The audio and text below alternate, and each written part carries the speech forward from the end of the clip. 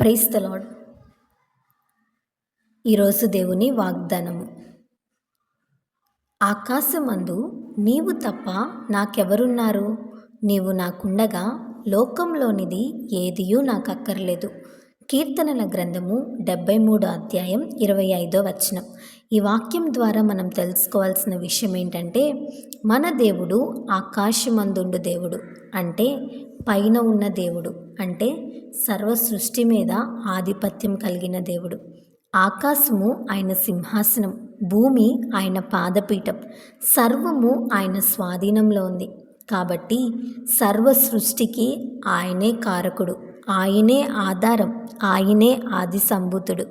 భక్తుడు ఎంతగా దేవుని మీద ఆధారపడుతున్నాడంటే, నీవు నాతో ఉండగా లోకంలో ఎంతమంది ఉన్నా వారు నాకేమీ చేయలేరు ప్రభువా.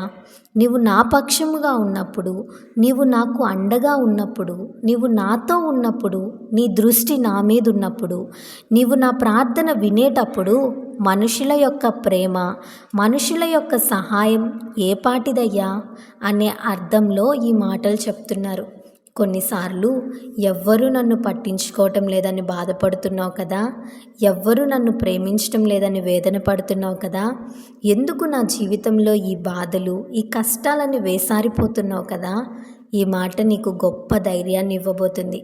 ఈ ప్రపంచంలో ఎవ్వరు నీతో ఉన్నా లేకపోయినా, నిన్ను ప్రేమించినా ప్రేమించకపోయినా, నిన్ను పట్టించుకున్నా లేకపోయినా, నీ ప్రభువు నీతో ఉన్నాడన్న విషయాన్ని మర్చిపోవద్దు.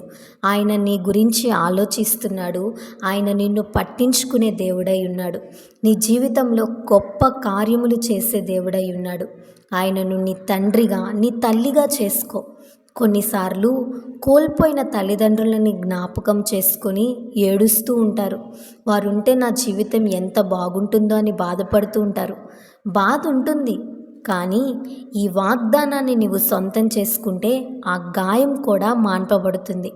ఆయనను మించిన ఆదరణ ఈ ప్రపంచంలో ఎవ్వరూ నీకు ఇవ్వలేరు.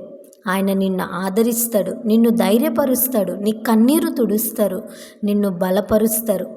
ఒక ఉద్దేశముతో ఆయన నిన్ను ఈ లోకానికి పంపించారు కాబట్టి ఆ ఉద్దేశముతో నిన్ను ముందుకు నడిపిస్తాడు. ఆయన మహిమలో నిన్ను చేర్చుకుంటాడు. కాబట్టి ఎవ్వరూ లేరని బాధపడద్దు. ఈ లోకంలో నాకు ఏదీ లేదని బాధపడద్దు. దేవుడు నీతో ఉన్నాడనే గొప్ప ధైర్యంతో ముందుకు సాగిపో. అటువంటి కృపా పరిశుద్ధాత్మ దేవుడు మనందరికీ దయచేయునుగాక. ఆమేన్. ఈ వీడియో మీకు దీవెనకరంగా, ఆశీర్వాదకరంగా అనిపించినట్లయితే లైక్ చేయండి, షేర్ చేయండి, కామెంట్ చేయండి, సబ్స్క్రైబ్ చేసుకోండి. మీ ప్రార్థన అవసరతలను మాకు కామెంట్ రూపంలో తెలపండి. మీ కొరకు తప్పక ప్రార్థిస్తాం. God bless you.